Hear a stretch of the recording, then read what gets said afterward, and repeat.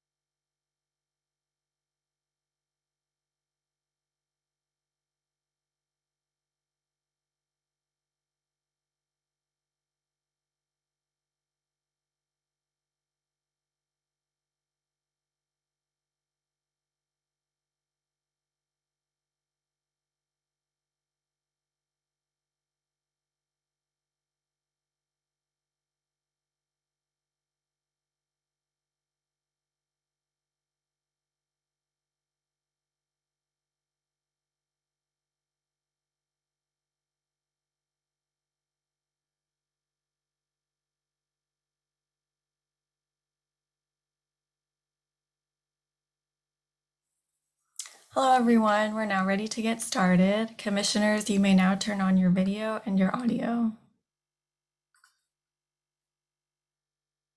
Even in a normal time.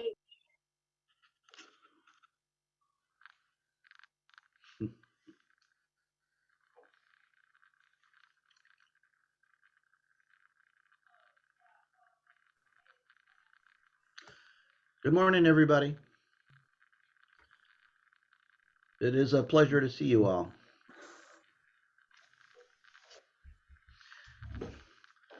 So this is a good time to get started. This is the October 28th, 2021 public hearing on California's recall system. My name is Pedro Nava. I'm the chair of the Little Hoover Commission. Again, thank you all for joining us today.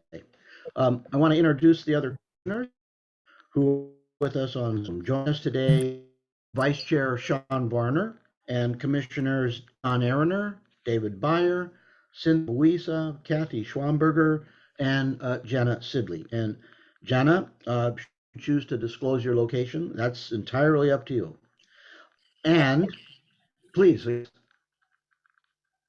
I am calling in from Edinburgh, Scotland, here to participate in the climate summit.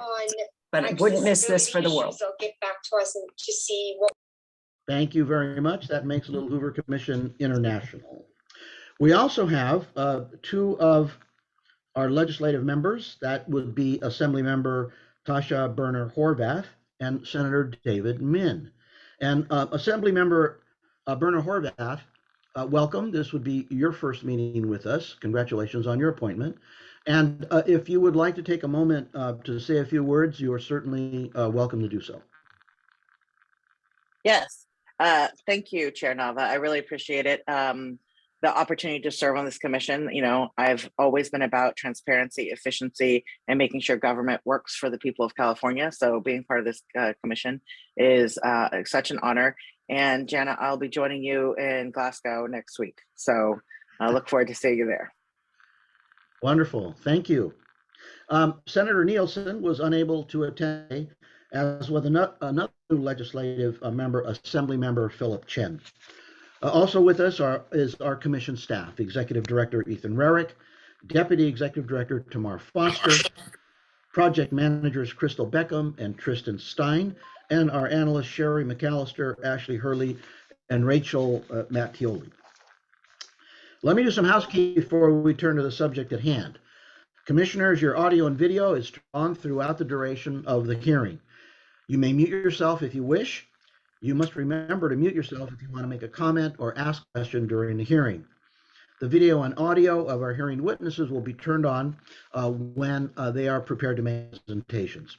Members of the public will be muted during the hearing. We'll have a 30-minute public comment session at the end of our hearing. Those who wish to make a comment will be unmuted during the public comment session. If you'd like to make a public comment, please use the raised hand feature in Zoom, that's on the screen now, by clicking on the hand icon to join our public comment queue. Those who have joined us by phone may send an email to littlehoover@lhc.ca.gov, it's on the screen, indicating you want to address the commission. You must provide the phone number from which you have joined the meeting so our staff knows who to unmute. If members of the public would like to provide written comments to the commission, they may do so via the link located on the recall study page of our website. Staff will be monitoring raised hands and emails requesting comment throughout the duration of our hearing. As is usual at commission hearings, public comment is limited to 3 minutes per speaker. We are recording today's hearing, and after the hearing, staff will place a permanent link to the recording on our website and upload it to our YouTube channel and Facebook page. Now to the substance of today's hearing. This is the second in our series of hearings examining potential reform of California's recall system. As California's independent bipartisan oversight agency, we are uniquely suited to consider whether the state system for recalling state office holders serves Californians in the best way possible. In our study, we're exploring arguments for and against recall reform as we evaluate whether California's recall system should be changed, and if so, how. Earlier this month, we heard from several experts about proposals for substantial constitutional recall changes, as well as public opinion about those changes. Today, we'll begin our testimony that focuses on the administration of recall elections. Then, later in the hearing, we'll return to a discussion of some of the broader constitutional issues involved in recall reform.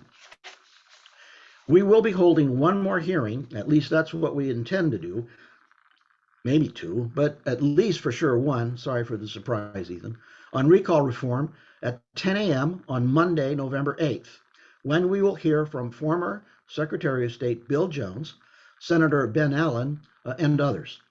Today's hearing was organized by Project Manager Tristan Stein. I'd like to ask Tristan to please introduce the first witness. Thank you, Chairman Nava. Our first witness this morning is Cathy Darling Allen, Shasta County Clerk and Registrar of Voters since 2004, and Chair of the Board of the California Voter Foundation. As Shasta County Clerk and Registrar of Voters, Ms. Darling Allen has overseen the administration of 36 elections, counted more than 1.5 million votes, and steered Shasta County elections through major changes in California election law and regulation. In addition, Ms. Darling Allen has been an active member of the California Association of Clerks and Election Officials, including serving as its president from 2012 to 2014. She is also an originating member of the Future of California Elections Collaborative. Ms. Darling Allen, you may please begin your testimony now. Good morning. Thank you so much. Good morning, Chair Nava and Commissioners. Thanks for allowing me to testify this morning. As Tristan just told you, I am Cathy Darling Allen. I'm the elected clerk and registrar of voters for Shasta County. And I am the board chair also for the California Voter Foundation. And with that hat on, we submitted written testimony to staff earlier this week, which I trust you have a copy of. I wanted to take this opportunity this morning to elaborate somewhat on points we provided in writing. Of course, being an election official in California, timelines are something I care deeply about. And the current law for calling a recall election for statewide office is close to unmanageable. Early last year, I was deeply concerned that we might have a county be unable to meet the deadlines due to the current complexity of election law and the extremely short timeline within which to organize and conduct a statewide recall election. Yesterday, I was making a presentation to a national audience of my peers in election administration, and one colleague from Florida said that my description of a 77-day timeline to conduct an election was giving him heart palpitations. It really is an amazing thing that we conducted this election in September successfully in California. The current timeline, which is in the California Constitution of 60 to 80 days for calling an election, needs to be amended. With the chaptering of AB 37 in late September this year, all California counties will be mailing a ballot to every voter no later than 29 days prior to every election going forward. This effectively cuts the 60-day target to 31 days, within which election officials, both local and including Secretary of State staff, must recruit and train poll workers, recruit voting locations, purchase, assemble, and deliver supplies for polling places or vote centers, hire and train additional temporary staff, file candidates, create ballots, create voter information guides, create databases to tally ballots, proof and reproof all of those products, deliver UOCAVA ballots to our military active duty citizens and any citizens living abroad. And that deadline is the result of federal law, which of course we can't control, and can occur no later than 45 days prior to an election. So that just took my 31 days and squashed it to 15. And in addition to that, and I'm not done with my list of stuff that has to happen. We have to mail those ballots to all voters, conduct in-person voting as well in election offices or at vote centers, send mailers to vote center county voters, develop and execute outreach efforts around the election to inform voters about the election itself. And then lately answer inquiries from a plethora of voters who are concerned about election integrity due to the explosion of misinformation about election administration on social media over the last 18 months. And that last item it's just one item in a long list of things, but it has really increased our workload to spend extra time with about every third or fourth voter who has questions about the voting system, how we manage voter registration, et cetera. It's really been quite an impact on election departments around the state. I do want to take a moment to acknowledge my colleagues. I'm so proud of all the election administrators in California who made the September 14th election a success from a process standpoint. Just writing out the list of tasks I read to you, I almost can't believe that we got it all done. In summary, the current recall statutes, both in the election code and the California Constitution, were developed and enacted when the model for conducting elections in California was primarily in person on election day. That is no longer the case. The last two statewide elections gave counties a choice about methods of conducting the election. 6 different methods were used, including vote centers, traditional polling places, and all mail ballots. The complexity of elections administration in California pushes us to recommend that more time be allowed to prepare for the next statewide recall election. We also submitted comments to the commission about costs and state funding. Anything that the commission sees fit to recommend to the legislature, we would appreciate, both with both my hats on, the CVF hat and as a county registrar. I'm sure you're aware that in counties, money that's spent on elections is the same as general fund dollars for counties, which is the same money that we spend paying for sheriff's deputies. And you can imagine how that contest would go if I'm standing arguing with the sheriff in front of my board of supervisors about who's going to get the funding, right? So it's definitely a challenge for me and for all California counties. I'm going to stop there, and if any commissioners have questions, I'm happy to answer them. I can see Commissioner Byers unmuted. Thank you, Chair Nava.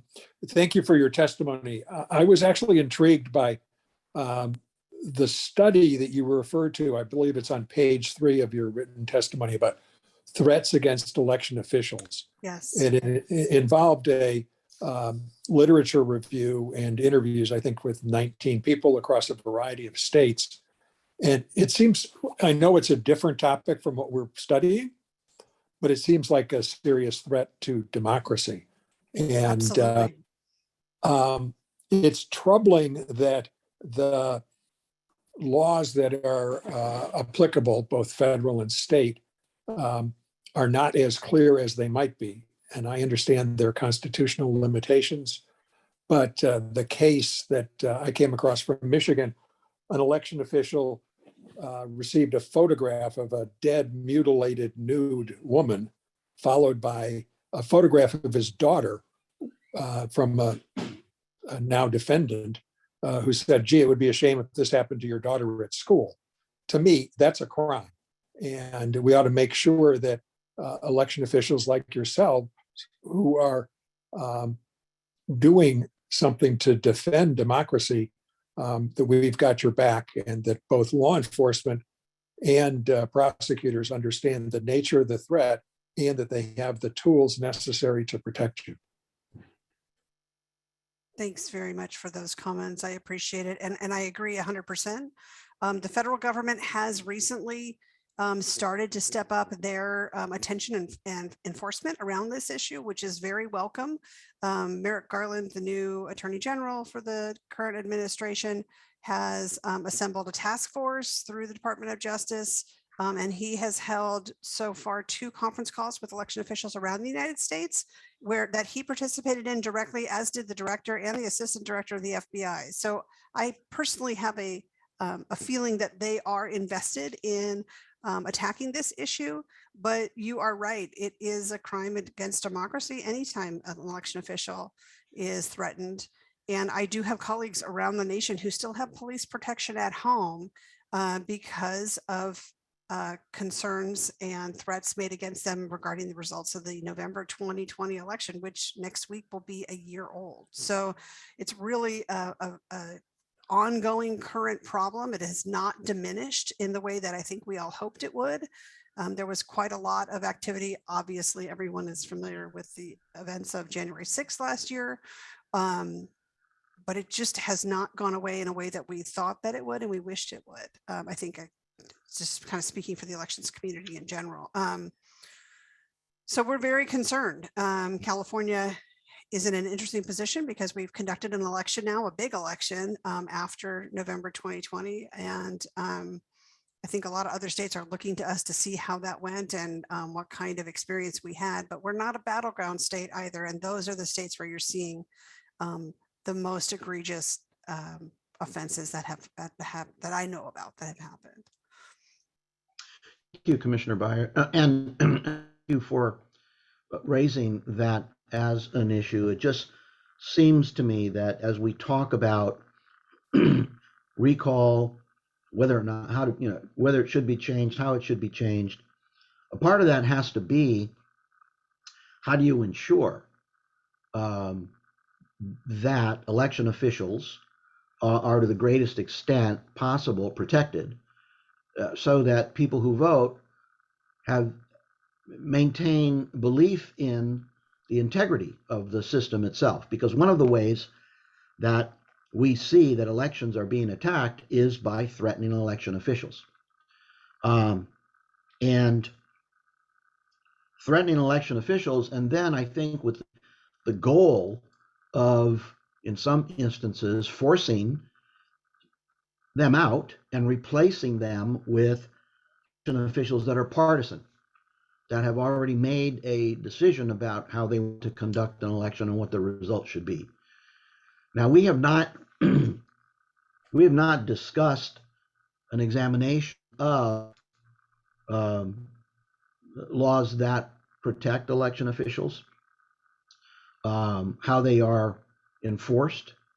I thought that I saw, Mr. Byer kind of reminds me of this, that in some jurisdictions, not necessarily California, but law enforcement officers were saying that they were not going to enforce certain statutes, that were designed to protect election officials and the election process.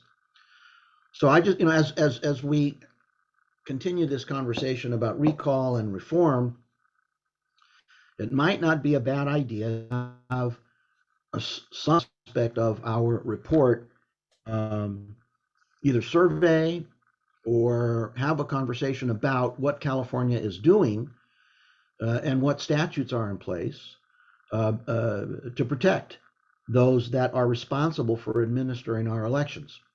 Because as Ms. Allen has pointed out, other states will look to California to see how we run our elections, how we maintain its integrity. And you also raised another point, Ms. Allen, and that is the role of misinformation in creating anxiety among voters.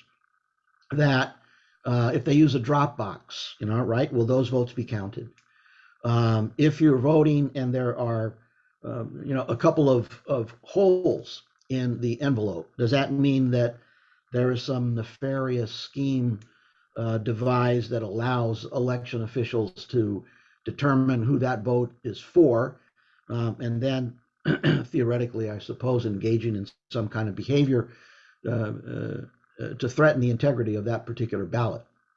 So you have raised some, your testimony about the sorts of things that election officials have to do and the deadlines that they have to meet is really illuminating and I think extraordinarily helpful. And it's going to play an important part in how we evaluate what we're doing with recall elections, because you're right. I mean, the systems that are in place are designed for walk to a polling place, not the way we're conducting elections now. And we need to be sure that whatever steps we take, it's consistent with the technology that's in place and the practices that have been implemented. And some of what I think, and I'm actually doing way too much talking here, but some of what I think we also have to distinguish is what can be done legislatively as well as what would require a constitutional amendment. And I know, Ethan, we had a conversation about that at our last meeting, about creating a side-by-side about what changes require a vote of the people and which can be done by legislators in order to maintain and continue election integrity. Let me take a look at, do we have any other commissioners who would like to expand on this conversation with Ms. Allen? See no raised hands, then I'm going to, I'm sorry, there's Ms. Arner, Commissioner Arner. Yes, Cathy, I want to thank you first of all for your comments. I'm wondering, the list you read off was quite extraordinary. I don't know why anybody would want to become an election official, to be honest with you, with that kind of a list. But that list has been accumulated over many years, I'm presuming, that it just didn't start looking like that. And so the question is, are there things on that list that don't need to be done any longer, that are redundant? So that list I actually wrote yesterday off the top of my head based on what we actually did for the election in September. Mm-hmm. There's no remnants on that list of things that we don't need to do or that are unnecessary. Oh, okay. Thanks for that answer. Sure. Thank you. Any other commissioners? See, going once, going twice. All right.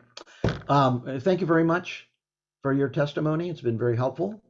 And let's go back to Tristan.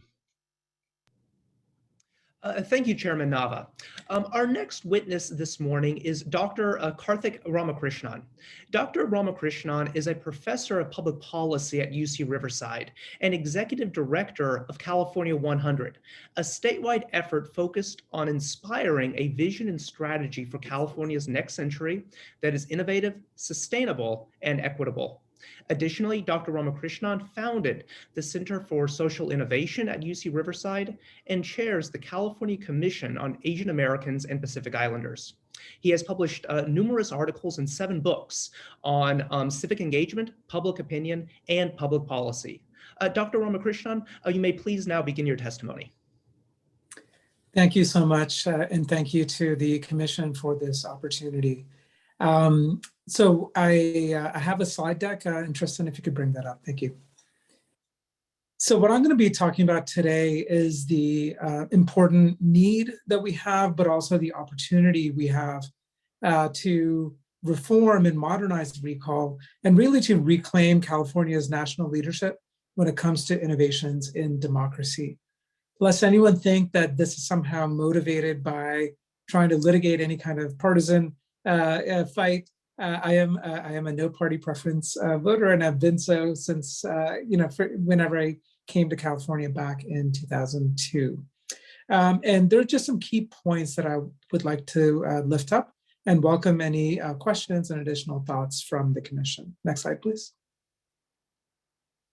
So in terms of the key points for my testimony today, one is that the current system, when combined with an environment of deep partisan polarization as well as rampant misinformation, makes a mockery of majority rule. This is something that should concern us. Two, that future recall elections, particularly in state legislative elections, could have significant equity concerns among voters of color, low-income voters, and younger voters. Three, that the current system we have is over 100 years old with some mild modifications, and it is archaic. It does not reflect important innovations that California has made in recent decades on electoral reform. And then finally, the positive case is that California has the chance to innovate and lead once again. There are a couple of design choices that I would like to recommend for the commission's consideration. Next slide.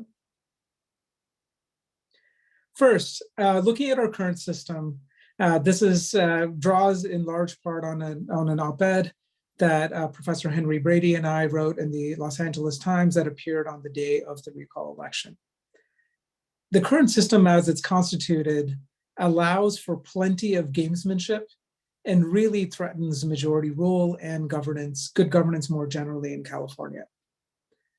One is the signature gathering requirements are sensitive to context. So while it is true that we have had the recall since 1911, it has become more frequently used in recent years, not only at the gubernatorial level, but also when it comes to state legislative offices. And it's not surprising because we are seeing contexts of more intense party polarization, including some polarization within parties that we may want to pay attention to with an eye towards the future. We're also seeing an intensification of opinion through social media echo chambers, which with algorithms that really reward people to listen to others who share common opinion rather than a diversity of opinion. Combine that with misinformation and intentional campaigns of disinformation, this can play a pretty significant role in the signature gathering phase of a recall, or perhaps even in the election phase for offices that are not as high profile as California's government. Our current system also can be costly. We've just heard about costs when it comes to election administration and more generally monetary costs when you have more frequent elections.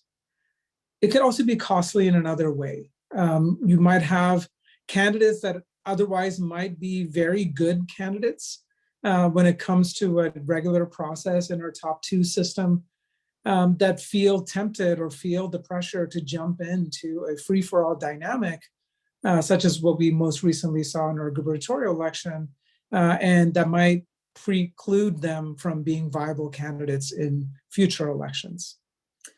And then finally, our current system makes a potential mockery of majority rule. First, it's costly by taking attention away from duly elected incumbents who've been chosen by majorities to enact the will of those electoral majorities.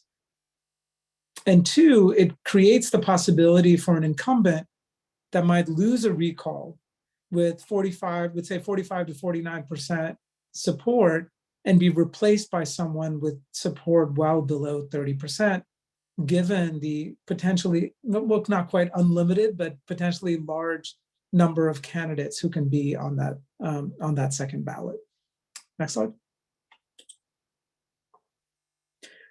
There are also equity concerns when we think about future recall elections when it comes to state offices. either statewide offices or state legislative offices. One, we know from extensive literature over many election cycles that voter turnout among young voters, voters of color, renters, and low-income voters tends to be disproportionately lower in midterm elections as opposed to presidential elections, in primary elections as opposed to general elections, in special elections as opposed to regular elections, and in off-cycle elections. This is especially when it comes to local elections versus those that are on cycle with either gubernatorial or presidential elections. And the reasons why voter turnout tends to be disproportionately lower among these groups is that parties and campaigns traditionally have been less likely to reach out to these groups. Many of these groups also have fewer resources when it comes to being informed and engaged and motivated in terms of voting. When it comes to evidence from turnout in the 2021 gubernatorial recall and comparing it to 2018, there's no clear evidence that turnout disparities among communities of color were disproportionately lower in 2021 when compared to 2018. There is an asterisk there because we don't have data such as from the current population survey, which we can rely on when it comes to the 2018 election to be able to make an apples to apples comparison. Looking at data collected by the firm PDI, it does show that turnout was lower among Latinos and Asian Americans and Black voters than among white voters, but those disparities seem to be similar to disparities that we find with the current population survey in 2018. And indeed, turnout among Asian American voters compared to white voters in 2021 seems to be better than what we find using the current population survey data in 2018. But that asterisk is there for good reason because these are different data sources.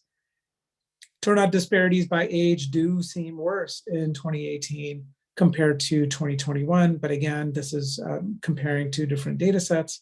But even looking at reports that have used PDI's own data from 2018, younger voters seem to have been less likely to have participated in the 2021 recall. Now, when we move away from statewide offices to state legislative recalls, turnout disparities are likely worse. We don't have either polling data or exit data from the 2018 recall involving Senator Newman. But if you look at the overall number of votes, 158,000 people voted in that election, just shy of 1/2 the number of voters who voted in 2016 for that Senate race, 318,000 votes.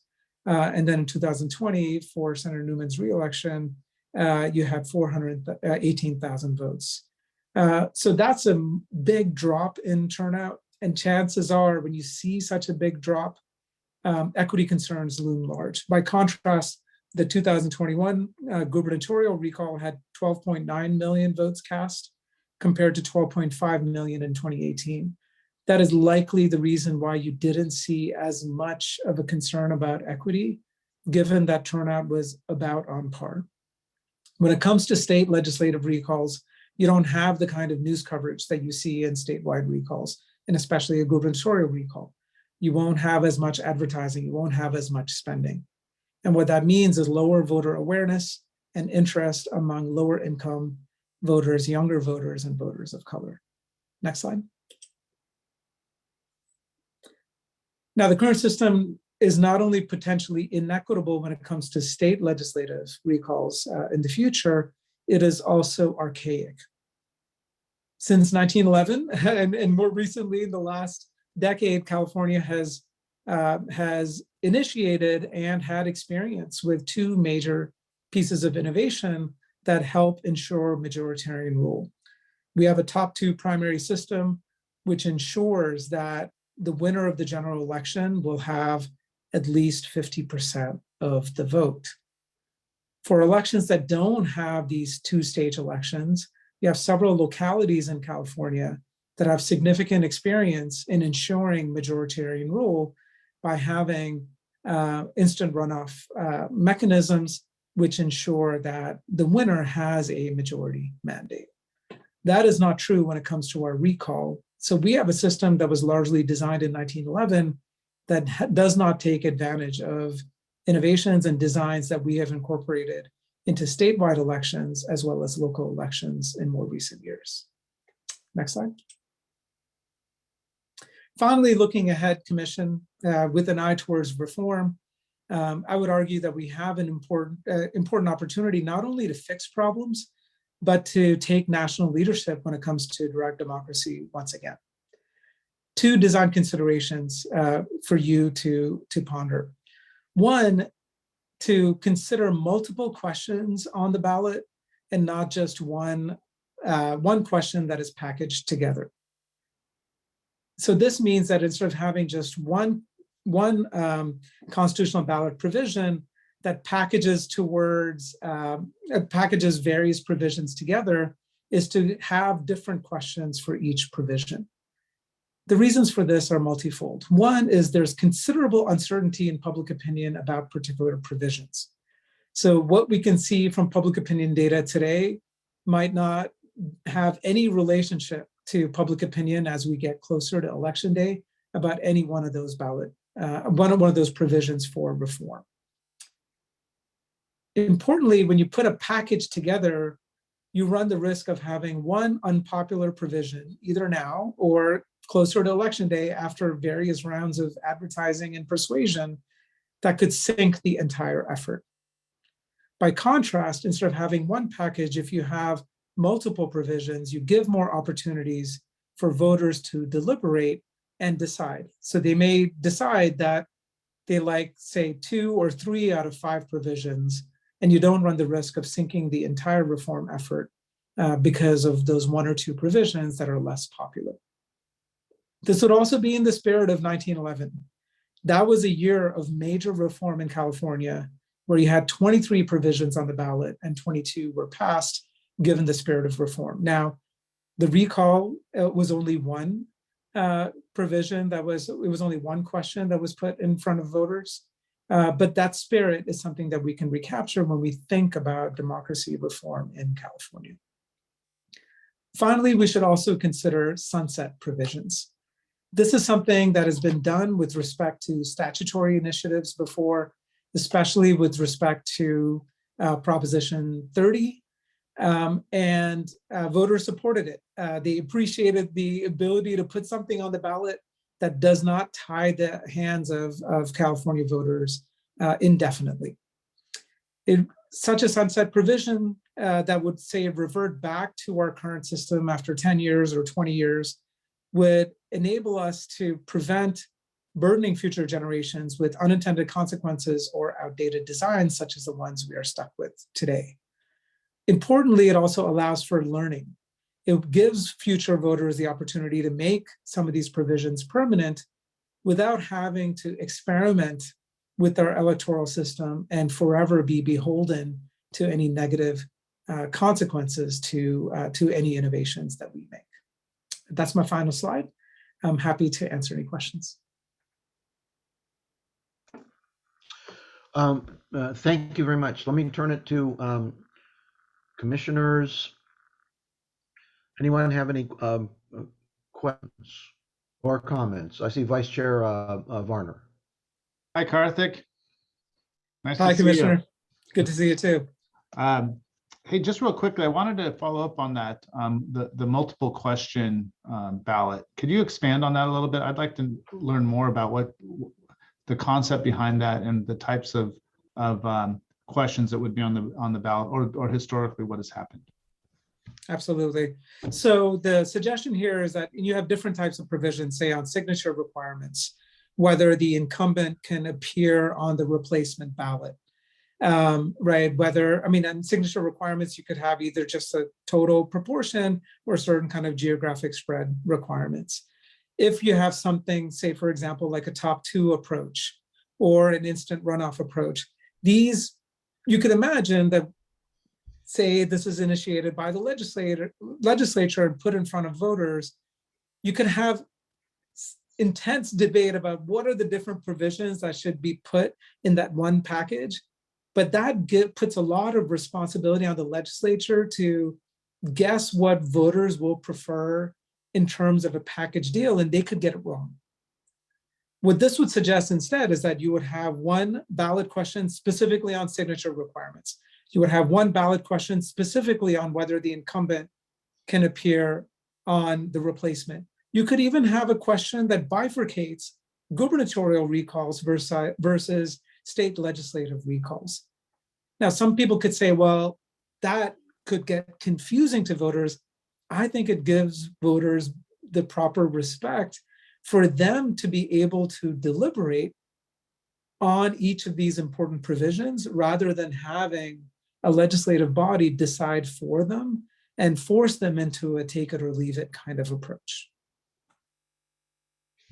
Now, one thing I will say is there may be certain aspects of design. So think of this as a potential mix and match approach. So it's possible that voting yes on 2 or 3 provisions and voting no on another 2 or 3 provisions creates a very, say, exotic package that doesn't work well in reality. So there does need to be some careful consideration in terms of different combinations of those provisions and what might be some unintended consequence if not all of those provisions pass as a package. This is where potentially these sunset provisions come in. We also have, essentially constitutional interpretation. I'm not a lawyer, so I should just put that as a caveat. But potentially greater number of votes on particular provisions in the case of conflict, it's something potentially that courts could resolve. So I'm not saying that this is a panacea, but it does allow the opportunity, especially when you don't have provisions that likely conflict. So for example, a signature gathering requirement versus, say, a requirement on whether the incumbent appears on the replacement ballot, there's nothing inherent in them that would be conflictual. They address different parts of the process, and we allow the opportunity for voters to deliberate more deeply on some of these major changes. One of the concerns about a package is you put all of these different changes together, voters might feel overwhelmed, or they might feel like they feel very strong support for one, but a lot of misgivings on another provision. And you could just tank the entire effort, and we might lose an opportunity to be able to modernize our recall system for years to come. Got Commissioner Berna Horvath, Commissioner Byer, and then Commissioner Buies. Thank you so much, and thank you for that great presentation. One of the things that I've heard circulate, so I want to also say, I think I like the idea of mix and match, and I can see how complicated that would be to get something that would make sense for the voters through the legislature. I would have a concern that we could get something that at the end of the day would make sense through the legislature, that you can have like this option or this option. So we'd have to think about how we carefully construct anything like that. But what I would say is one of the options that has been discussed, I think at length among my colleagues, is the idea of if a recall is successful, rather than having somebody replace that person for 1 or less, years in office before a general election would be called, is the idea of having, say, the lieutenant governor be the interim governor until the general election. What are your thoughts on it seems like your aspect is like, how do we have as much democracy as possible? So what are your thoughts on that, especially with looking to how that creates stability, ensures the will of the voters, and what that means for democracy and the way it was originally constructed? A lot of questions, but I hope. Great question, Assigned Member. I think specific to the provision on a lieutenant governor being able to step in, on the one hand, we could say that that's generally part of the job of the lieutenant governor to be able to step in when there's when the governor is unable to serve under certain kind of provisions. But it's something that I think is certainly worth exploring. It does potentially change the job of the lieutenant governor, and it potentially introduces the potential for conflict between those two offices. So this is something we need to think about, not only in terms of who our current lieutenant governor is and who our current governor is. So thinking down the line where you might have a lieutenant governor from a different party, or maybe even the same party, but a different faction within the party, or a lieutenant governor and a governor whose ambitions don't align. You don't want to create a situation where there may be an incentive for mischief down the road, where a lieutenant governor can keep their hands clean of any kind of effort to recall a sitting governor, knowing that they might benefit from the vacancy in that office. So it is something that I think is more complicated than first meets the eye, especially if we think decades down the road rather than what our political parties and candidates and system looks like today. Thank you, Commissioner Byer. Thank you, Commissioner Nava. Just to be clear, the Little Hoover Commission is only looking at statewide offices. We're not looking at state legislative recalls. So that helps us by narrowing our ambit.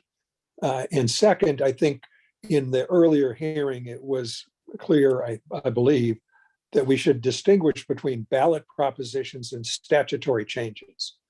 To the extent that we can call on the legislature to enact something, that's a much easier and quite different process.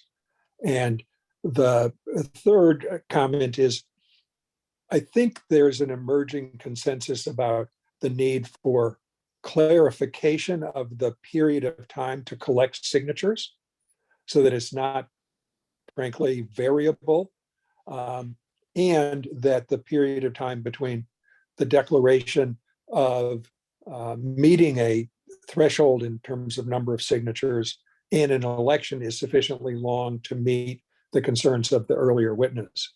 But lastly, I would love your views on increasing the number of signatures as a percentage of previous votes to something closer to 30%, as some counties have, as a way of assuring a high degree of interest and mitigating some of the concerns that you raised.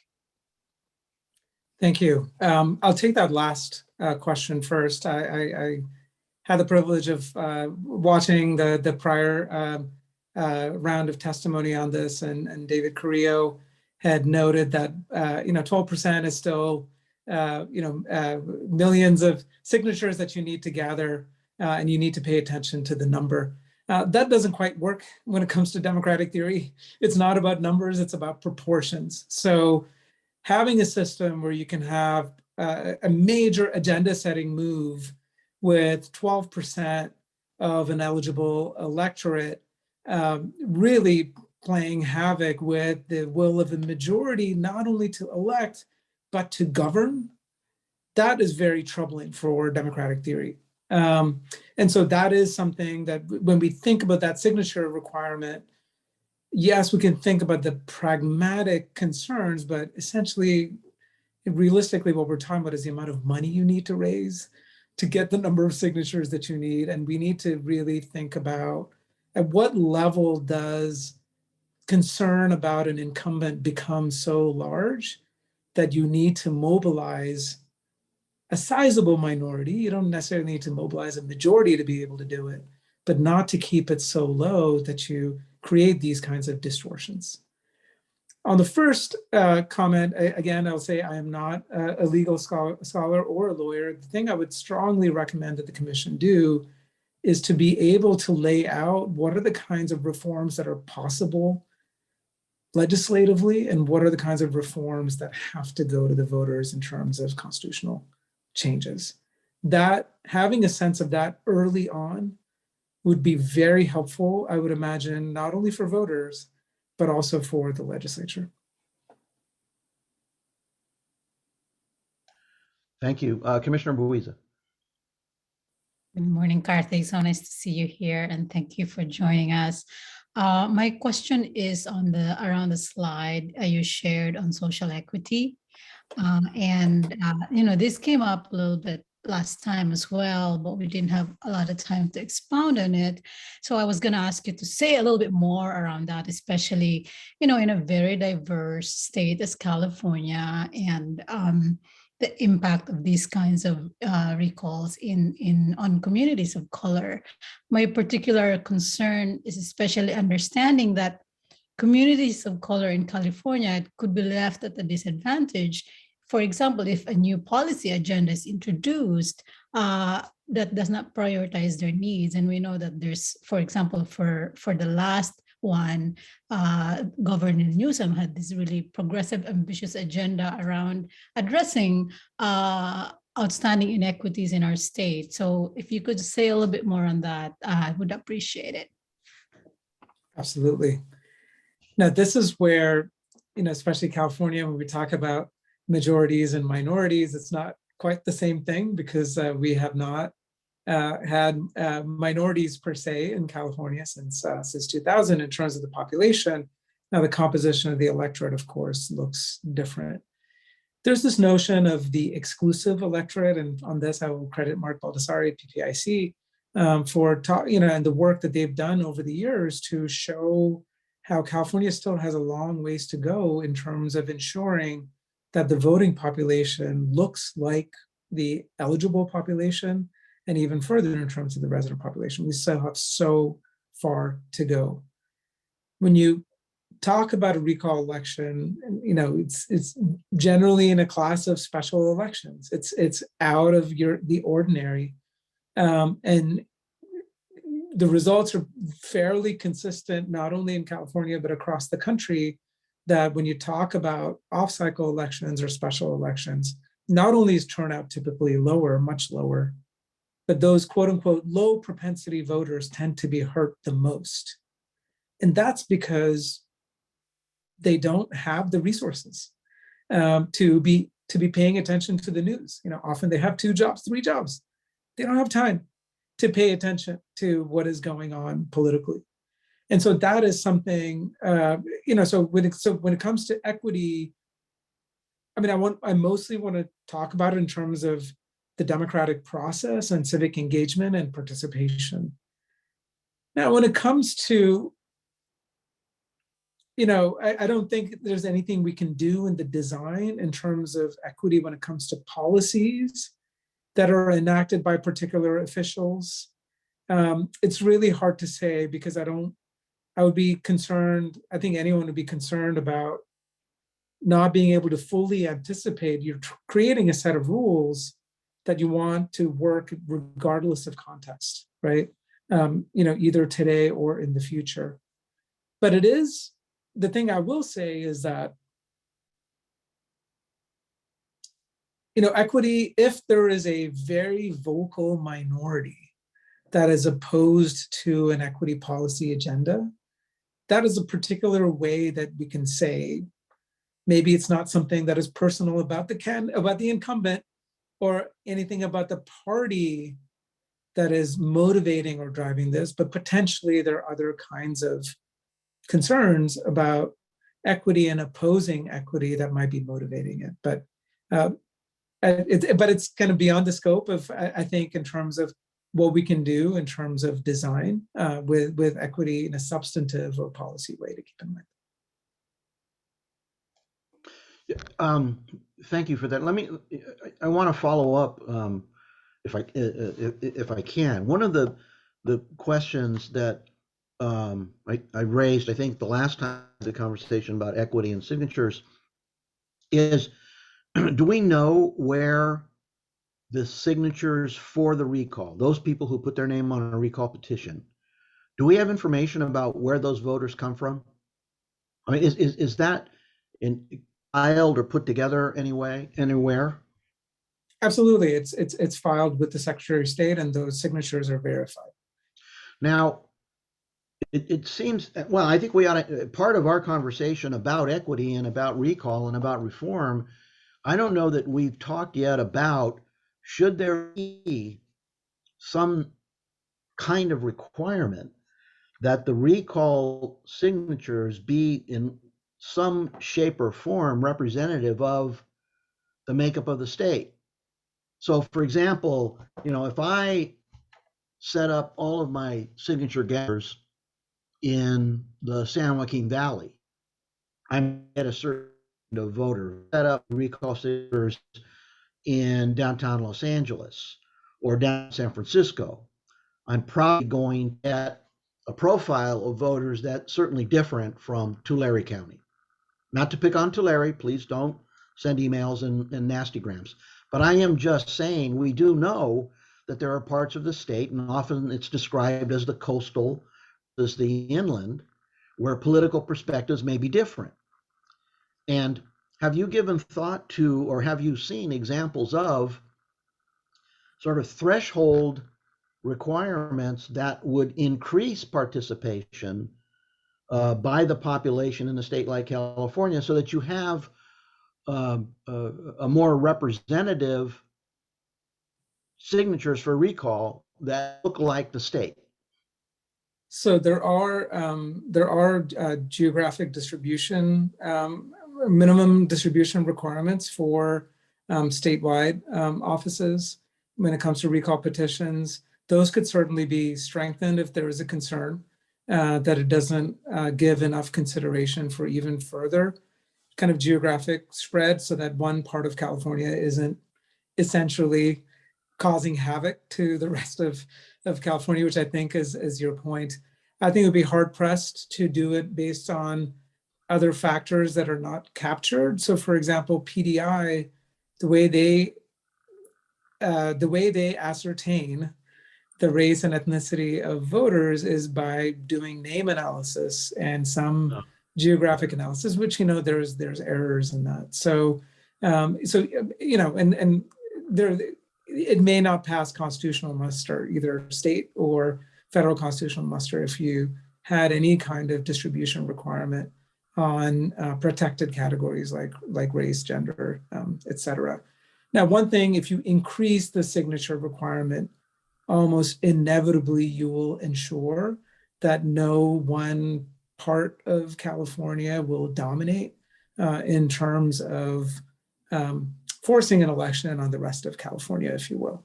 So there are ways, both in terms of increasing the signature threshold, as well as potentially broadening or increasing those minimum thresholds by geography, that could achieve a similar purpose.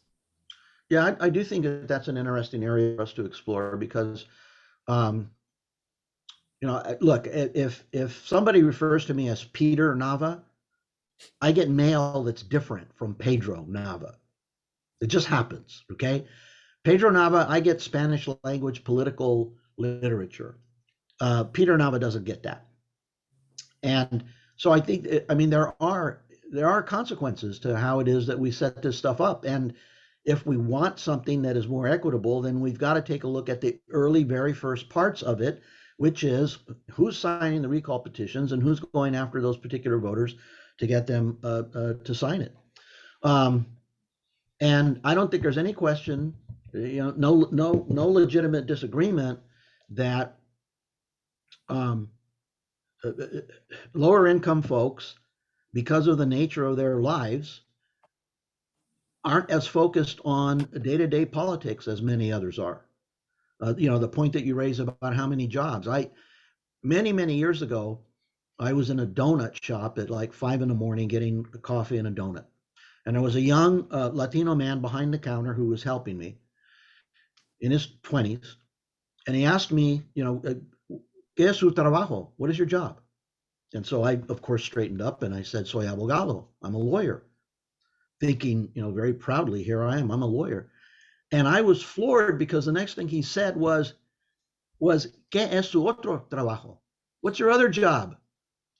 That person didn't know anybody who didn't have at least 2 jobs.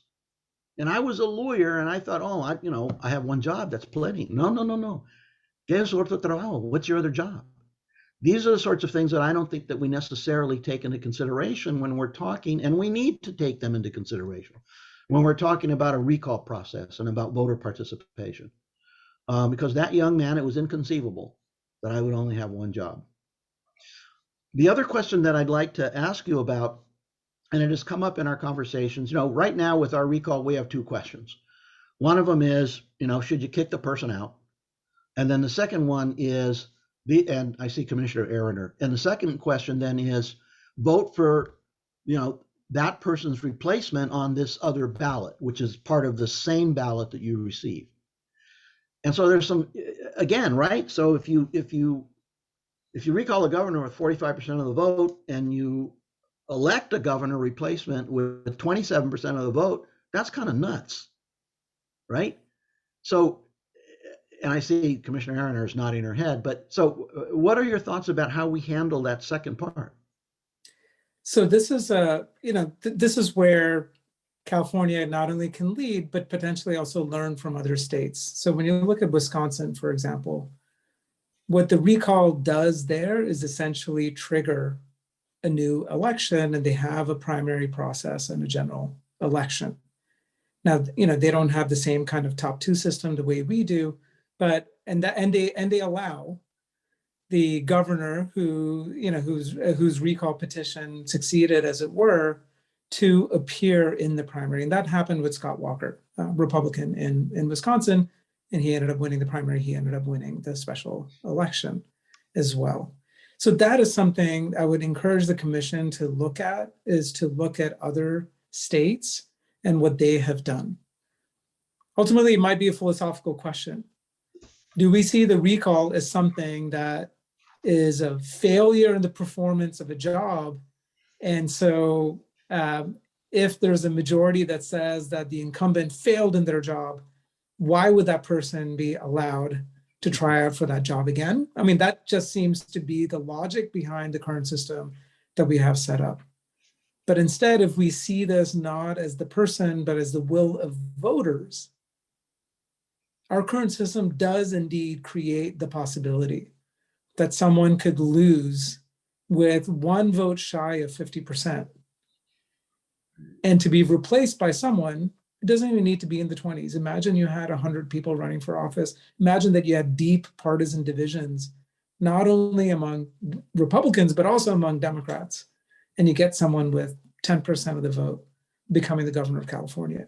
Right now, our system enables that to happen.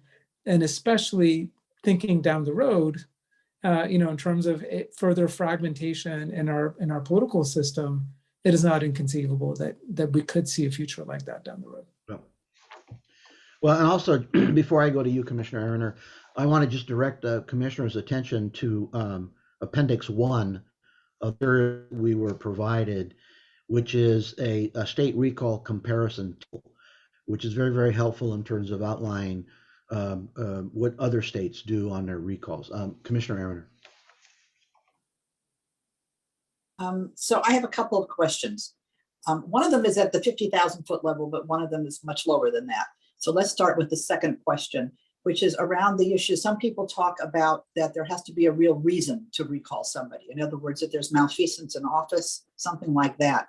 I'd be interested in your comments about that. And I think the comment that we've heard so far is how do you define malfeasance, right? And would we just go, would we be just in the middle of court issues all the time with that one? But the first question I have is much broader, and that is around your points about civic engagement. And I think I raised this at the last hearing. I don't know if anybody's ever looked at data around when in schools we taught civics, right? So that students understood what the design of state government was, what the design of the federal government was, the differences, right? I don't know if we learned I can't remember if we learned very much about local government, but we certainly learned about state government and national, right? And we've seen that disappear. I don't know if civics are taught very much anywhere in California. I'm not positive, but I don't think so. I don't think it's a required course. And so whether or not, because young people no longer are educated in necessarily, right, as a general public, right, in the basics of government, whether or not that has an impact on their participation in the electoral process. Absolutely. So let me take the first question, which is the, in terms of malfeasance. I think it raises a lot of questions, and I'm not sure with reforms it would require careful consideration in terms of, is there a certain kind of legal process that needs to be initiated and to be at a certain stage in order to justify it. This is again why I would strongly recommend a disaggregated approach to this rather than packaging it together. So you can imagine, I mean, especially if it is indeed the legislature that is going to be packaging this together, what a shame it would be to put in all of this work.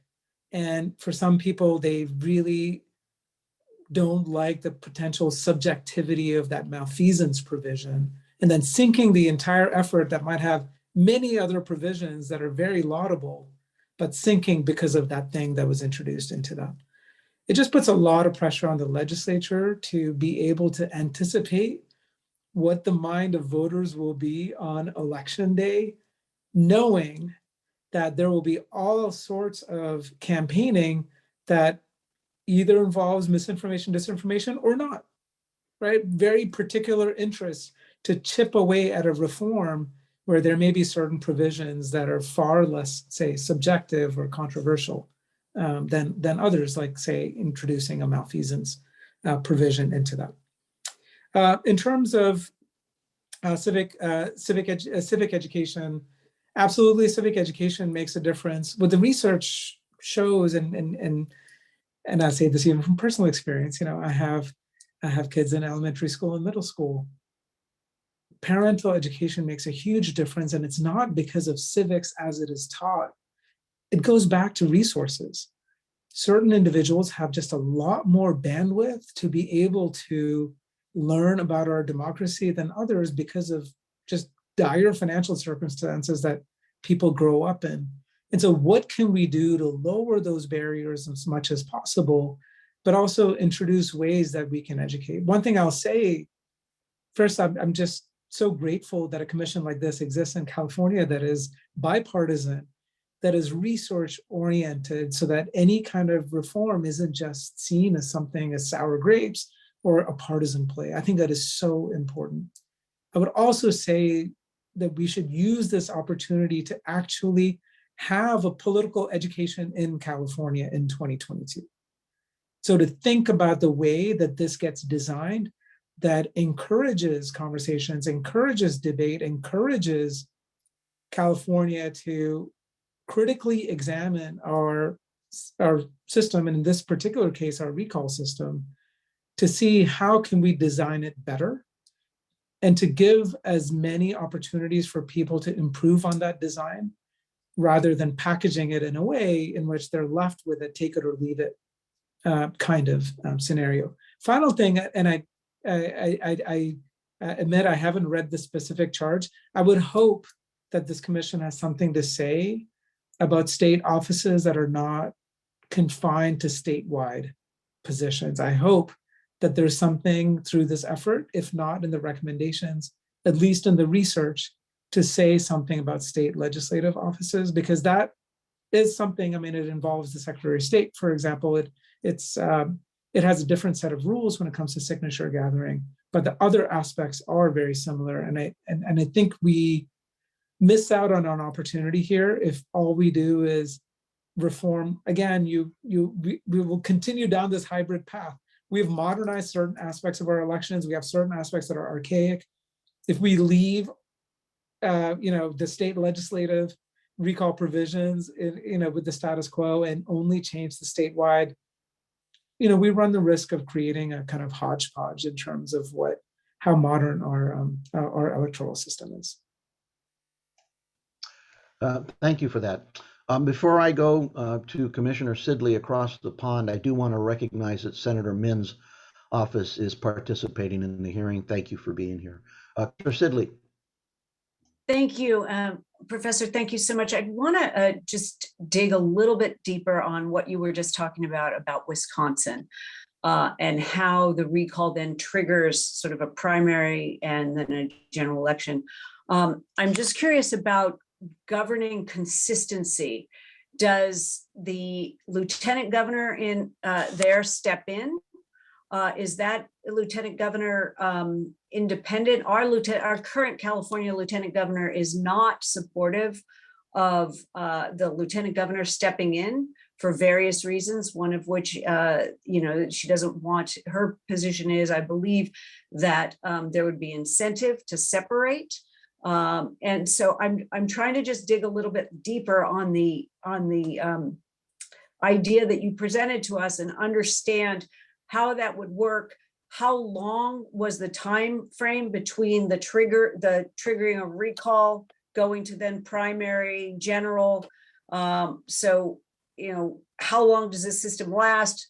And in many ways, does that system that they have actually trigger even more money being spent by the state than what we have now? Because you're actually running 3 elections. You're running a recall, then you're running a primary, and then you're running a general. So I just kind of want to understand all of that, please.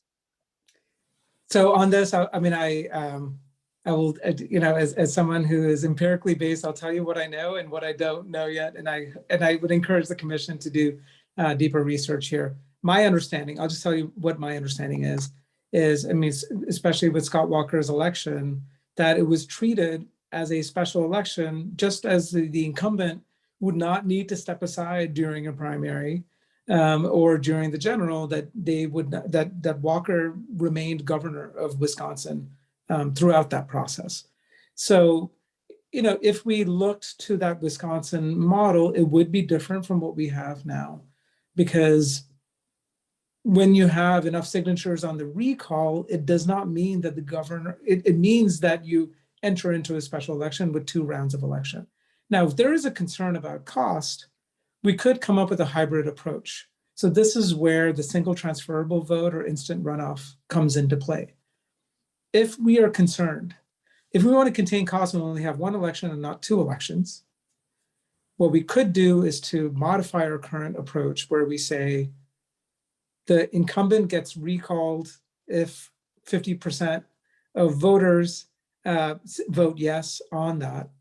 But instead of just having a plurality among potentially hundreds of candidates, you will have a single transferable vote. But that single transferable vote, when you have, say, up to 9 candidates, it's not easy to do, but it's doable. When you have 100 candidates, it does get more complicated.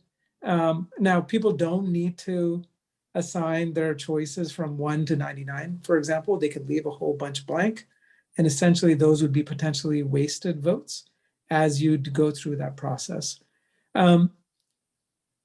So the alternative is to do a top 2, but again, it would be potentially a modified top 2. Now, you could do a top 2 if we took Wisconsin's model and we apply it as we would any other state office.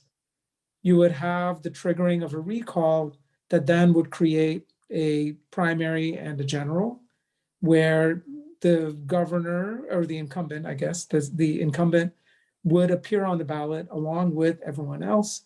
And then it would be an open question as to whether that incumbent would make it to that top 2, but you will guarantee that there would be 2 candidates, right? And one of them would have to win a majority in order to win. So it would be more costly if you had 2 ballots versus 1, but voters might decide that that is a system they understand as opposed to an instant runoff system that they don't understand.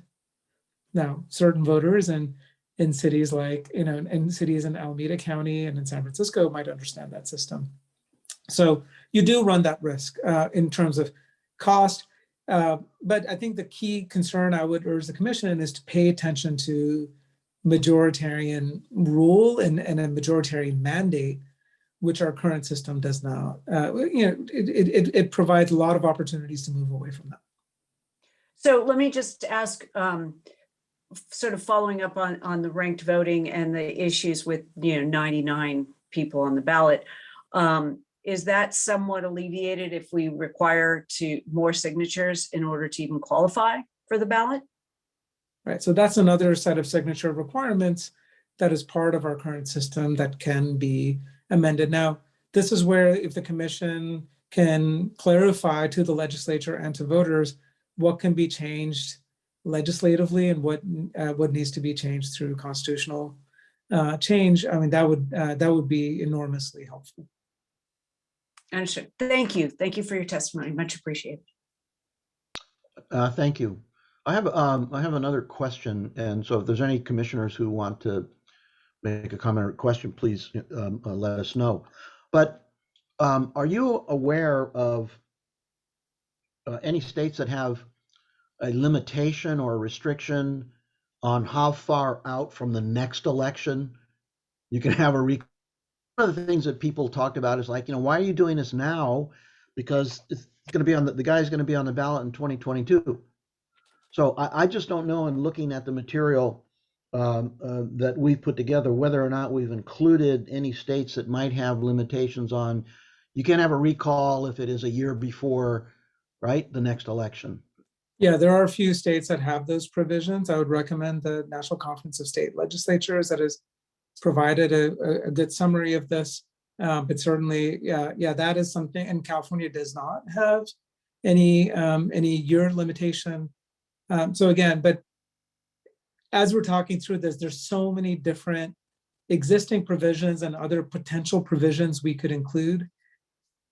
In my mind, calls for unbundling a package rather than bundling it together. What we know from prior example in California is when voters are confused, they vote no. So if the commission wants to recommend something where there's a near certainty that they would vote no, you would want to go with a very complicated package. But if you think, let's give the voters of California a chance to improve on our current system, unbundling would be the way to go. I would also just make a final plug for the sunset provision. We haven't talked about that much. Right. That is something would be so innovative and amazing, and it would be noticed. And there's, at least as and from my reading, and again, I'm not a constitutional law professor or a lawyer, I don't see anything that precludes having sunset provisions in a constitutional initiative. And that's something that, again, it can be designed in different ways. It could be designed in a way that we revert back to our current system, or we have a reform, but we have a sunset provision that will revert to something else. Or you could even say that, there needs to be some kind of bipartisan body that would have to be in place, before something like that gets extended. So there are different things that we could do in a sunset provision context. Just like Prop 30 created a temporary tax increase without foisting it upon California permanently, we may want to think about reforms where we don't yet know what the results of these experiments are going to be, and not being stuck with it, because it's just hard to do changes in California, and that people may be just willing to hold their nose and keep the current system rather than build a better system in the future. Yeah, good, very good points. I don't see any other hands raised from commissioners. So I want to thank you again for your testimony and some very interesting perspectives that I'm sure that we're going to analyze and take into consideration. Thank you, sir. Thank you for having me. Tristan. Thank you, Chairman Nava. Our third and final witness this morning is Jessica Levinson. Jessica Levinson is a professor at Loyola Law School, where she focuses on constitutional and election law. Professor Levinson is also director of Loyola's Public Service Institute and the associate director of the Journalist Law School. Professor Levinson is a CBS News legal analyst, an opinion columnist for MSNBC, and she has a weekly segment on the NPR family station, KCRW. In addition, Professor Levinson has previously served as the president of the Los Angeles Ethics Commission. Professor Levinson, you may please begin your testimony now. All right. Can you hear me okay? Okay, thanks everybody. And thanks Tristan for hanging in there and being patient. I'm sure as all of you who work with him know, he's just the best and so organized, and it was really a pleasure to work with him over the past few days. All right, so I know that you've already heard a lot of testimony. I am, as I always am, probably going to be the, rain on the parade of like, let's do something and it's gonna be great. And then I'm gonna give you all of the reasons why it could be great, but it's probably not going to happen. And as my dean likes to say, is is the juice worth the squeeze, basically? So I'm going to start kind of with my punchline, because I know that you've already heard from a lot of really smart people who have studied this a lot. And the punchline is the recall a process that has a lot of problems? Absolutely. Right? Yes, it's got tons of problems from the front end to the back end, from how you qualify to get a recall on the ballot, to when it can be on the ballot, to how we vote, to all these kind of weird anti-democratic things. And then I'm going to say something which makes absolutely no sense, which is, but is it really worth it to do anything about it? And my answer is maybe not, for two reasons. Maybe not for reason number one, which is we don't use the recall that often. We just had a really high profile recall. And in my mind, it wasted a ton of money. And I probably every day spend time thinking about what we could have done with $300 million that wasn't, in my mind, completely wasted election. And we do have issues on the local level in terms of more recalls. And we do see an uptick in recalls. But if you look at the number of recalls that actually qualify, it doesn't feel like a huge problem. Is it a problem? Yes. But here's the second reason that I worry about doing something. Anything big, anything that's more than just kind of an incremental shift around the margins, it's going to take going to the people, right? You've got to put it on the ballot. You've got to have a vote of the people. And in my experience, people, not just in California, but basically voters everywhere, whether they be Democrats or Republicans, are essentially united in the idea of don't take power away from me, right? So if we think about how much we complain about judicial elections, but our response is always, but don't make it all appointed, right? I still want to be able to weigh in. If we think about basically any other election where it's low information, low voter turnout, any election where just anecdotally I have my friends, my parents' friends, my husband's friends saying, like, Jessica, what is this office and what's your recommendation? We always, though, say, yeah, but I want to be able to weigh in. And I think that the recall, frankly, is no different, right? We view it as this safety valve. We view it as this thing that provides us with power to ensure that we don't have a quote unquote rotten lawmaker. I do have some prepared remarks that I'll get to in a second, but I wanted to touch on a couple of things that I just heard about in the previous testimony. One, I just can't emphasize enough how important I do think civics education is. And I know it's really broad to just say civics education. And I have a young person at home who you will hear in the background in 30 seconds. And I see what a difference it makes at a very young age to start explaining the structure of government. And I know that we have, and this is so outside my wheelhouse, but I know we have terrible structural inequities here, because we make it a point in our household to not just vote every election, but as a family, we separately go for each adult that's eligible to essentially condition that this is something that we do. And I know that not everybody can do that, right? Not everybody can go 3 nights in a row to the local library to say, here's how you lift up the slot and put in your envelope. So I'll give some super brief remarks, having just said that there's really a problem here, but I'm not sure that you should tackle it. And then I'm happy for any and all questions to tell me that I need to stop raining on your parade. So the big problem I see in terms of the recall, or let's start with, I think, the kind of flashing red light problem, which we talked about a lot with respect to the Newsom recall, is this weird thing where the recall is a part of our direct democracy that we've had in our state since 1911. And it's to give us more power, right? It's to give the people a safety valve, the initiative, the referendum, the recall. But it can actually lead to weird anti-democratic outcomes. You all know this example of, 100 people vote, 51 people vote to recall Newsom. 7 people vote for Larry Elder. Larry Elder's our next governor. Right? That's just not a good system, period. And if we used it at all more than we do now, we would really need to change that, because that clearly undermines the will of the people. There's just no question about it. Now, this recall, I think this is not why you want me here, but I think there was just this weird perfect storm of things that happened to basically allow this recall to happen. It was, in my mind, the biggest motivating factor, or the biggest thing that allowed it to happen, was that state court judge saying, yes, you have more time to gather signatures, and the Newsom campaign not appealing it, right? For reasons that we could have lunch and talk about another time.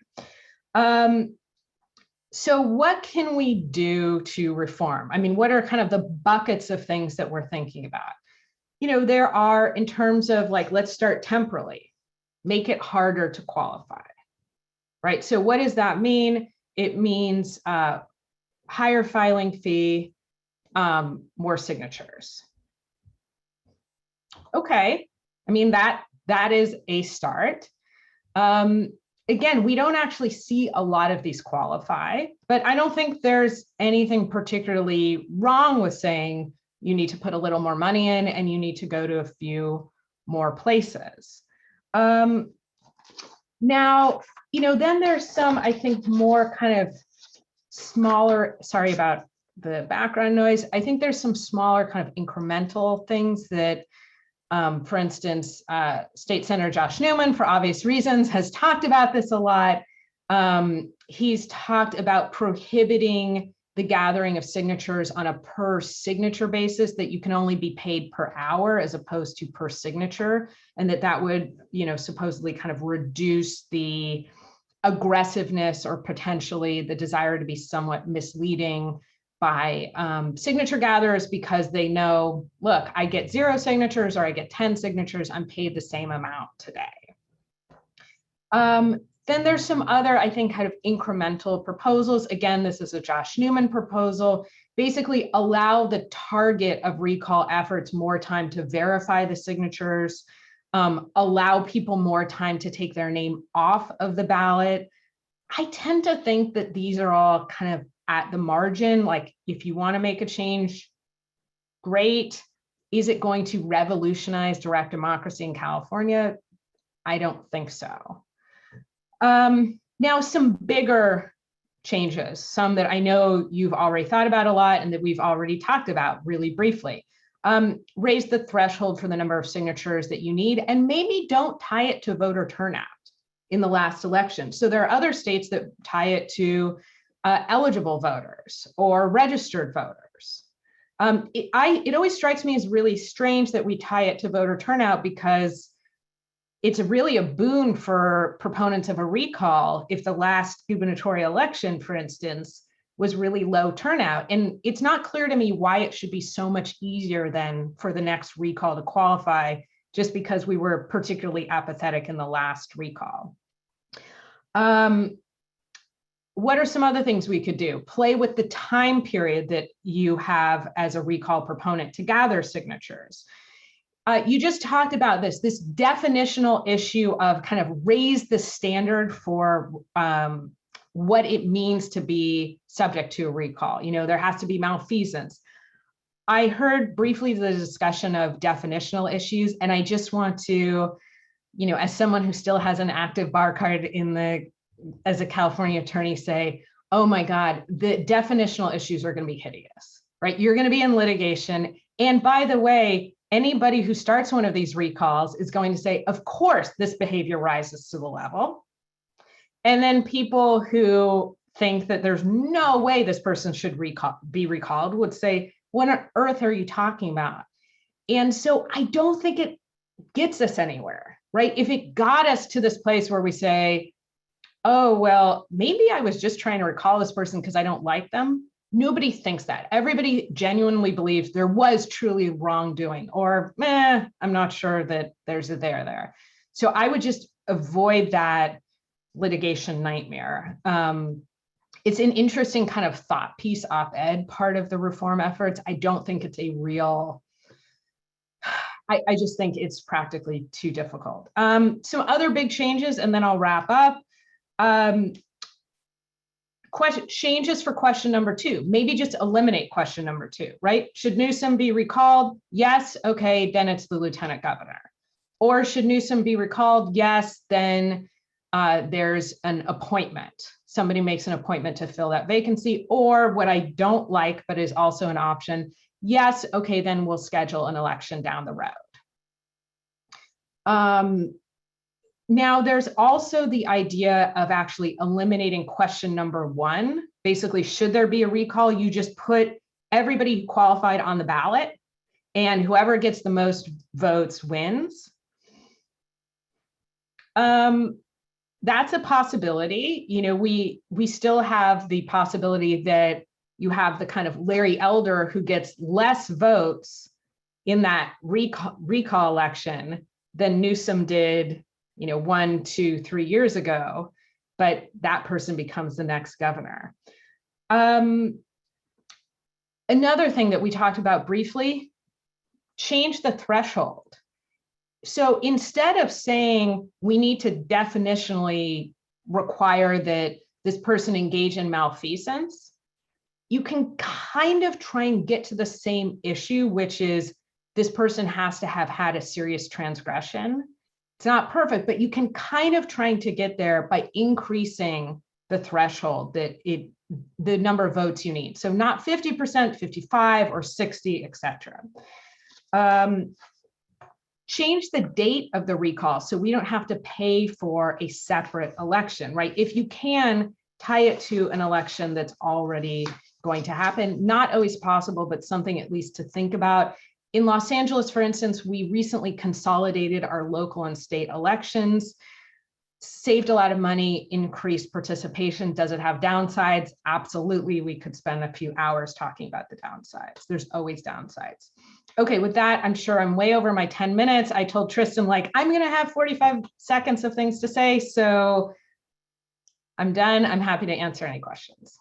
Thank you very much. Assemblymember Berna Horvath. Yes, thank you so much. You know, it's interesting, and I might be swayed to agree with you on the issue around, do we need to reform the process? But I think we do, because we're in hyper-partisan times. This is not the times of when I was growing up and kind of people could be swayed one way or another. I think as we look into increasing partisanship, and if there's not a resolution to that, we're going to see increasing push for recalls. So I do think there's an absolute necessity for us to act on changing the recall process, and with an eye to equity and democracy. I think the points the previous speaker brought up were very valid in that. So I just want to make that comment, because I think, you know, I'm seeing here in San Diego County, we just had another recall filed locally. And it's, if you look at the background of each one, you see where it's coming from.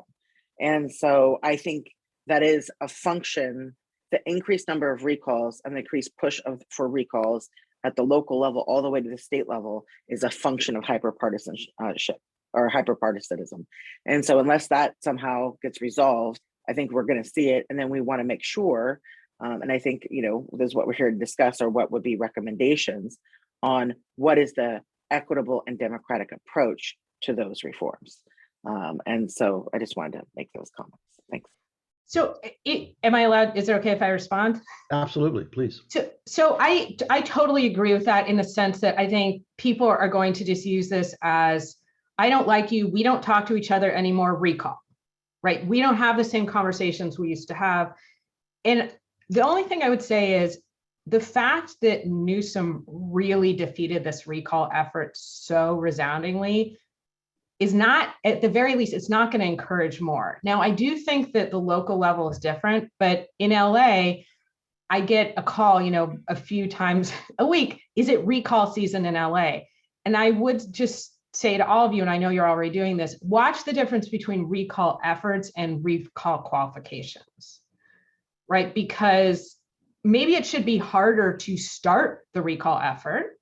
I mean, I actually started kind of at step 2. We didn't start at step 1, which is it should be harder to say, okay, now we get to gather signatures for recall in the first place.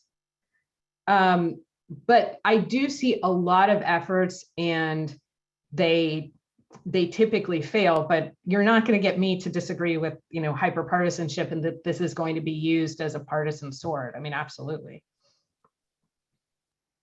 Commissioner Byer. Well, thank you. I appreciate your testimony, and directionally I'm in agreement, but for a reason of perhaps psychology. There is a phenomenon in psychology called the recency phenomenon. That is, we tend to remember better and be tempted to act on things that occur in relatively recent times.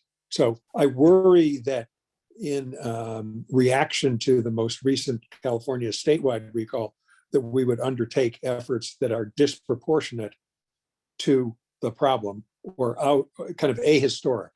And I think that was reflected actually in the structure of the hearings by hearing from historians and people who've studied recalls comprehensively across the entire United States.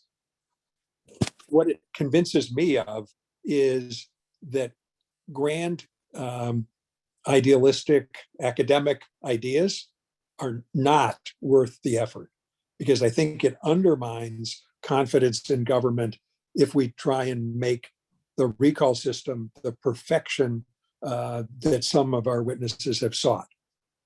That drives me personally to think more about qualifications for the recall in terms of number of signatures, as opposed to going down the route of proving malfeasance or some other impeachment-like offense. And the process of candidates, I'm pretty persuaded that we should not have the lieutenant governor take over and that we should not permit the incumbent to be on the ballot. So that's a much more modest approach. And again, I think there's some details that can be done by statute in terms of period of time for the election, et cetera. But from where we started, which was everything's on the table, I think we've, by the next hearing, probably need to hear from the prior secretaries of state about what's feasible. And lastly, I do worry that any complicated ballot proposition serves opponents of all of the ballot propositions. In other words, I've participated in ballot propositions. All you need to do is convince the voters they're confused and they vote no. So the more you have, the more complicated they are, the less likely they are to be enacted. So thank you for your testimony. Thank you. Now, Levinson have some response that certainly are welcome to, and maybe not. Okay. So let me, commissioners, any other? Mr. Chairman, your audio is very choppy there, and I'm not sure Professor Levinson could understand you, and I think you just froze actually for a moment. So, all right, I just turned off my camera. Sometimes that helps. Miss want to respond, Commissioner? So I'm not sure I heard, but if all of you are good, I have no need to continue to hear myself speak. I know my views. I'm glad you're looking at it. I certainly wouldn't say it's ridiculous that you're looking at it. I just think that there are some downsides, obviously, and that's why you're weighing all of this. Thank you very much. So I don't see any other raised hands. So I'm going to take this opportunity. Thank you for your testimony and for making an important contribution to conversation and our decision making. And let me turn this back then to Ethan. Thank you, Mr. Chairman. And I want to thank all the witnesses today. And with that, we will move into the public comment portion of the agenda. So if the staff could put up the public comment instructions on the screen. If you're a member of the public, you may indicate your desire to make public comment by using the raised hand function in Zoom. If you have, that is the best way to do it. And if you have joined the meeting via Zoom, please use the raised hand function. If you have phoned into the meeting, you may email us at littlehoover@lhc.ca.gov. That's all one word, Little Hoover. It's on the screen now, littlehoover@lhc.ca.gov. Please indicate the phone number from which you are calling so that we know who to unmute when you are called upon to make public comment. When you're making public comment, commissioners will be able to hear you, but not to see you. And public comment, per our normal practice, is limited to 3 minutes per commenter. So please limit any comments to 3 minutes. With that, I'll ask Rachel to identify anyone we have who's indicated a desire to make public comment. Yes, right now we've got 2 raised hands on Zoom. We'll start with Lori Cunningham. Lori, you may begin your public comment.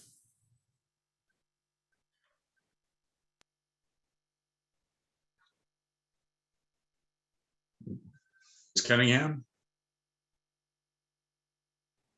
Ms. Cunningham, can you begin? Rachel, is she muted on her end? She's unmuted on my end. Oop. Can you hear me? Yes, we can now. Okay, sorry, I have to pull back up my notes to unmute. I moved over to a different screen. My apologies. Please go ahead.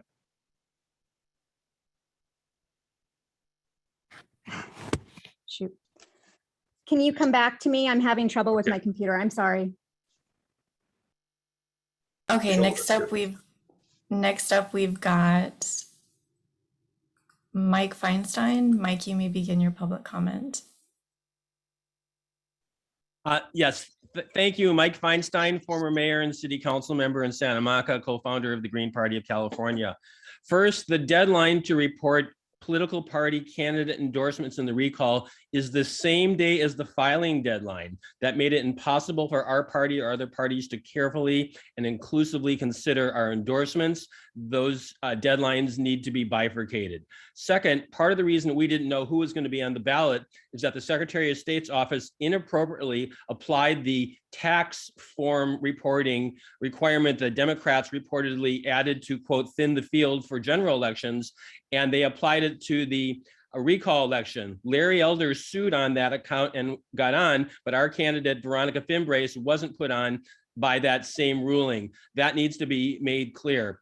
Third, the number of signatures to qualify the candidates and the idea that there are too many candidates, I want to completely disagree with the idea that there are too many candidates. And if you use ranked choice voting, it solves the issue. Ranked choice voting applied here is not complicated. It doesn't matter how many candidates you have. You simply rank the number of candidates that you want to. And it's not a wasted vote if you don't rank all the candidates. It's called an exhausted vote, and it just means you haven't ranked past the number of people that you prefer.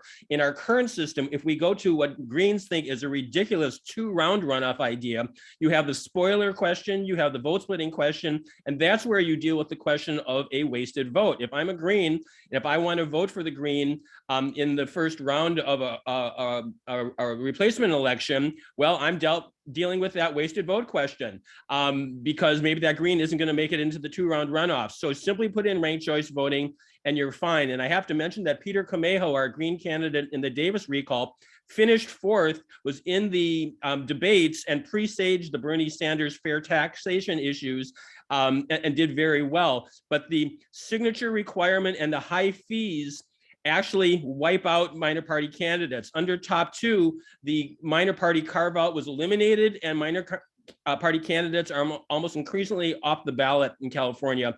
And therefore, we don't want to raise it here and eliminate voter choice in the recall as well. Finally, I want to say, please stop saying that the candidate won a majority and in the previous general election. Top 2 creates false majorities by limiting voters to only 2 choices and what are essentially black and white choices with no nuance. Top 2 system is giving us frustrated voters who, we have to note, over 700,000 non-Republicans signed the recall, and that's in part because they didn't get a good choice up front under top 2. Thank you.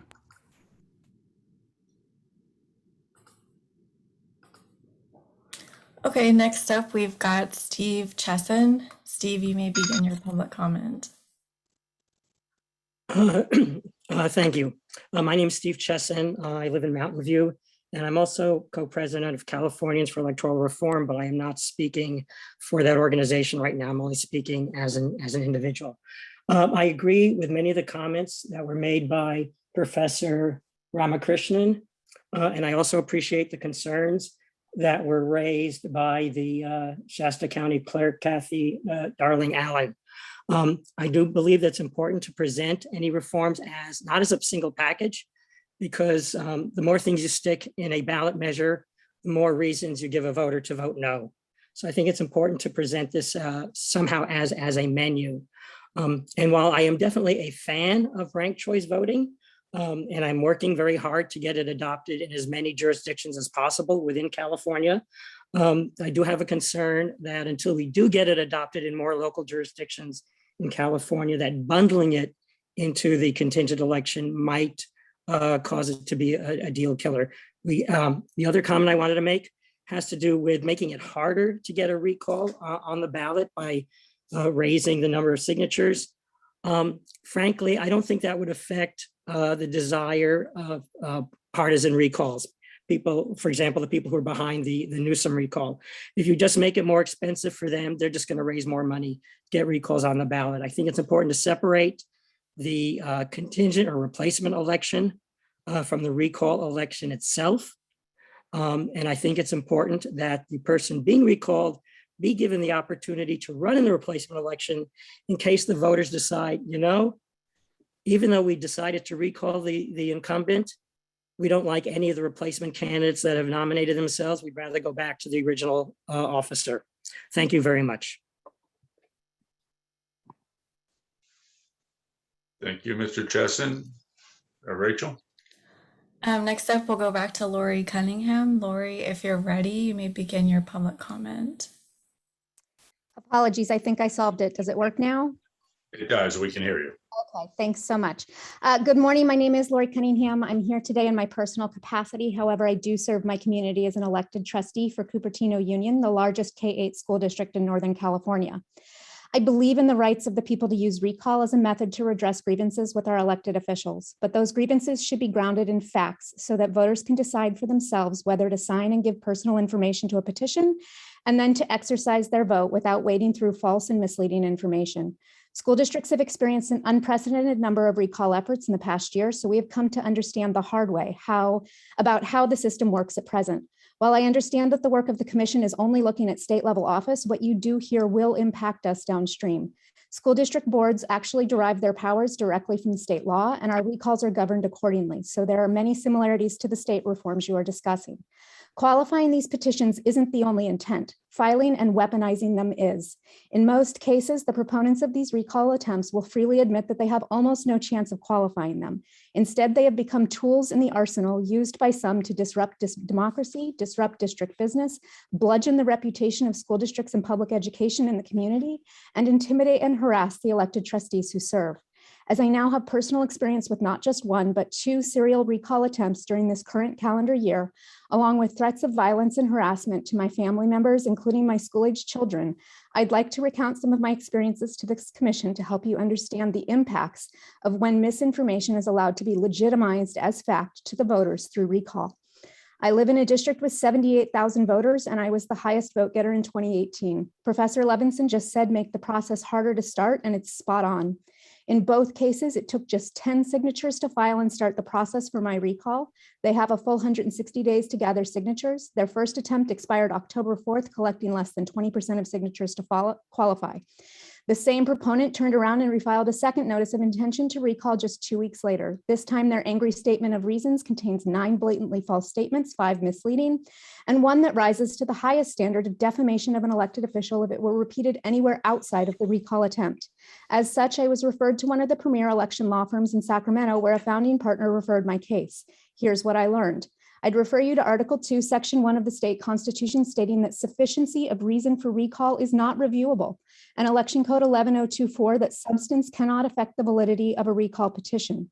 So while candidate ballot statements, ballot measures, initiatives, even my answer to the proponents of the recall are all covered by existing laws to protect the voters from false or misleading information, there is no law currently regulating the proponent's statement. They can say literally anything they want, and it will appear on both the petition for signature gathering and as a supplement to the information mailed to voters with the voter guide, should it qualify. This is the very definition of bad law. It is a voter rights issue that needs to be addressed, and your recommendation. Thank you for your time. Thank you, Ms. Cunningham. I was going to say your 3 minutes just expired if you can wrap up, but it sounds like you have finished your comment. Thank you for your time. Thank you, Ms. Cunningham.